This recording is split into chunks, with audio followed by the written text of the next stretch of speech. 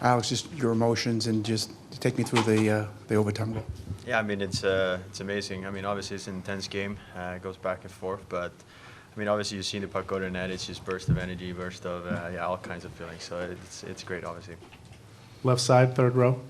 Alexi, a lot of your teammates and your coach talk about your confidence this season. Can you identify a point where you felt like your confidence in the league started to spike? Yeah, I think just by working out hard this summer and trying to get better, improve my skating a little bit, and just try to play my game, make plays, and obviously playing with Brett and Troach helps a lot, and just like I said, try to play my game. Questions for the guys? Right side, Ethan. Alexi, could you just walk us through that second goal, and at what point in that play did you sort of decide that you were going to take it yourself? Yeah, I had speed coming in, and just tried to make a move, and lucky enough it went in, and it's always fun to see it go in. Left side in the back.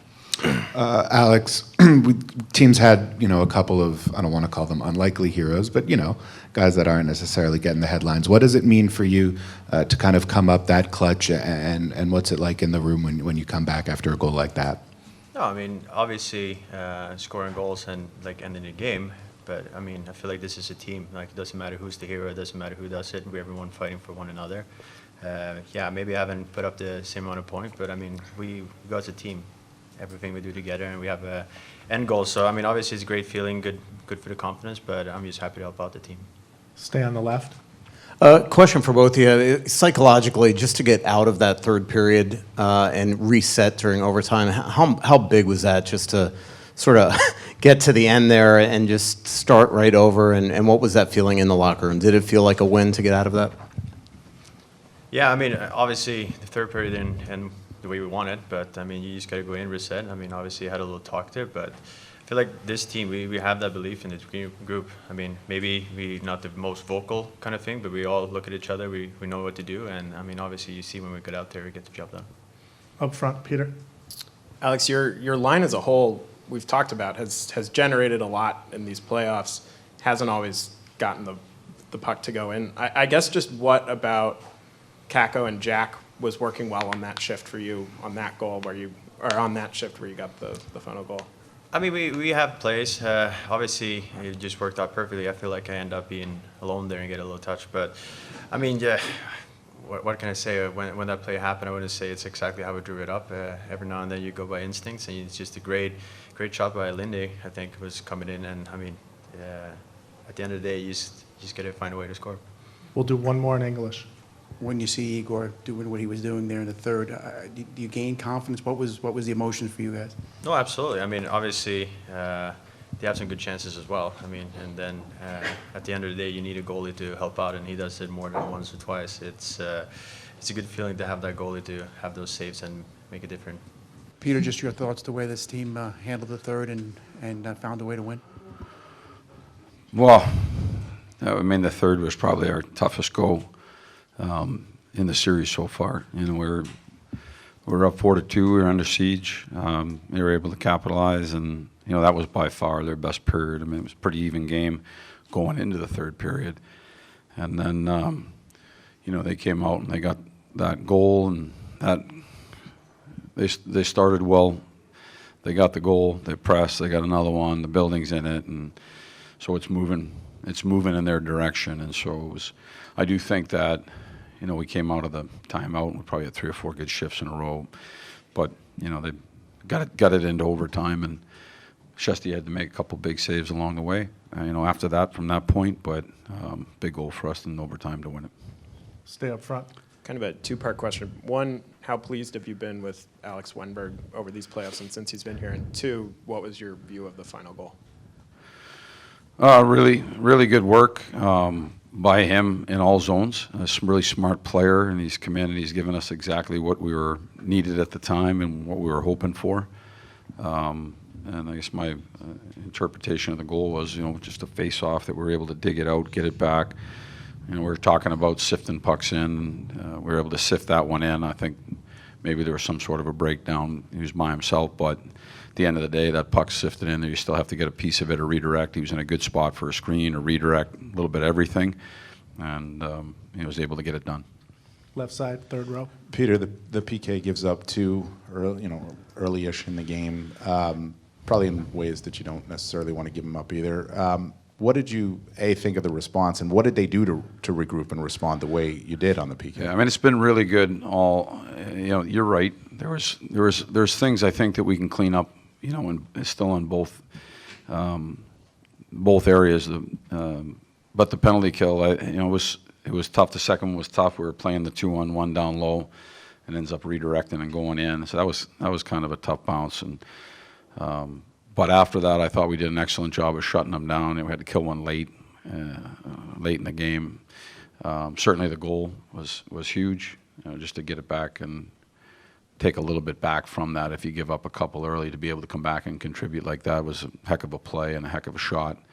And so that was real positive. I thought for giving up a couple early, I really thought we caught ourselves and did a great job. And we had some extended zone time in there where we had to really buckle down. Guys were tired. They were out there for 1 minute and 30 seconds and still kept the mind about them and their wherewithal to do the right things. So it was good. Back left. Was there anything that they were doing specifically? It seemed like below the hash marks they had a lot of success just cycling you guys. Did you feel like, kind of almost like a bend but don't break for you guys a bit? I felt like that in the third period. In the third period, I did feel like that.